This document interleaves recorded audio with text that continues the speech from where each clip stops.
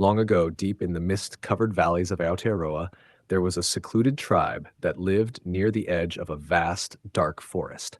The tribe was known as the Taniwha, named after the great water spirits that protected their people. These spirits were said to inhabit the rivers and lakes, watching over the tribe with both power and benevolence. The Taniwha people respected their guardians and revered the mountains, rivers, and forests that gave them sustenance. But a strange darkness was stirring in the north, beyond the mountains. Whispers of a terrifying creature began to spread through the land, a creature born of hunger, rage, and endless night. The Wendigo. A being of insatiable greed, its hunger for flesh knew no bounds. Its cold, twisted heart beat with malice, and its body was a grotesque reflection of the horrors it had consumed. The Wendigo's presence had been felt in the distant forests of the cold, desolate land, but soon it crept southward, lured by the warmth and life that the Taniwha people held in their sacred lands. The creature's hunger had driven it from its home, and it now sought prey more abundant than the scarce animals of the frozen wilderness.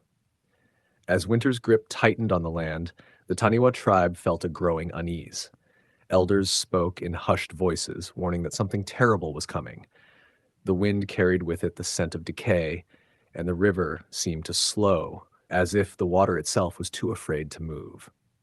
The people began to notice strange signs. Animals that had vanished without a trace, the trees around their village warped and twisted, their bark scarred as if by claws. One night, a young warrior named Tamati stood watch by the edge of the forest, his senses heightened by the strange shift in the air. He had heard the old tales. The Wendigo was not merely a beast.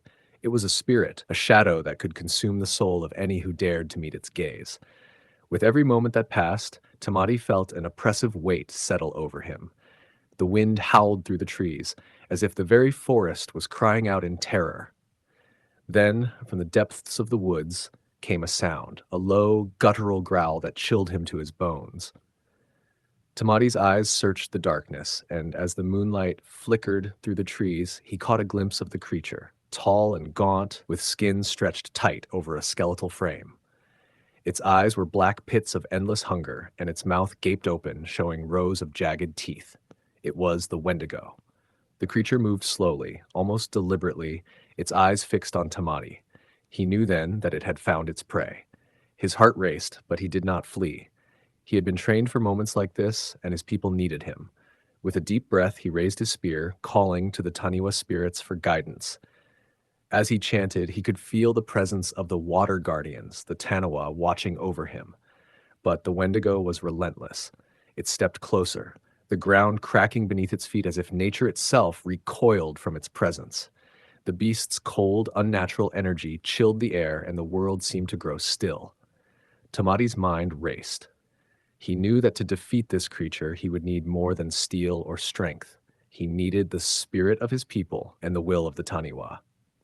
At that moment, the ground beneath him trembled, and the water of the nearby river surged. From the depths of the river, a great Taniwha rose, its massive form glistening with the shimmer of water and scales. The creature was ancient and wise, its presence felt by every member of the tribe. The Taniwha roared, shaking the earth with its power, its eyes locked on the Wendigo. The Wendigo snarled in defiance, but it was no match for the might of the Taniwha. The water spirit surged forward, its body a force of nature, swirling with the river's power. The Wendigo struck with a terrible, bone-crushing force, but the Taniwha's protective scales deflected the blow. The battle raged, the Wendigo's insatiable hunger clashing with the ancient strength of the Taniwha. Tamati watched in awe as the two powerful beings fought. He knew that the Wendigo could not be slain by force alone. It was a creature of the spirit, a force of darkness that could only be defeated by turning its own power against it. With a fierce cry, Tamati plunged his spear into the ground, calling on the Taniwha to aid him. As the Taniwha grappled with the Wendigo, the spear began to glow with an otherworldly light. The Wendigo, weakened by the battle, turned to face Tamati. In that moment, Tamati locked eyes with the creature, and for the first time, he saw the truth behind its hunger. A tortured soul, consumed by its endless need. The Taniwha's spirit surged within him, and with the strength of his ancestors behind him, Tamati called out to the creature, offering it peace. The Wendigo's form began to waver, and with a terrible howl, it collapsed into the earth, its hunger finally stilled. The Taniwha, victorious, rose from the depths of the river, its body glowing with the light of the stars. The tribespeople gathered, watching in reverence as the water spirit returned to the river, leaving only ripples behind. Tamati stood alone by the riverbank, his heart still racing from the encounter. The Wendigo was gone, but the battle had shown him something deeper, that the Taniwha's power was not just in its strength, but in its connection to the land and the spirits.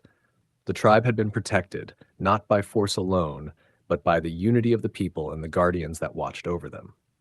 From that day forward, the Taniwha tribe lived in harmony with the spirits of the land, and the tale of the Wendigo's defeat became a legend, passed down through the generations, a reminder of the balance between the light and dark and the power of unity in the face of terror. And so the Wendigo's shadow faded into the mists of time, never to return.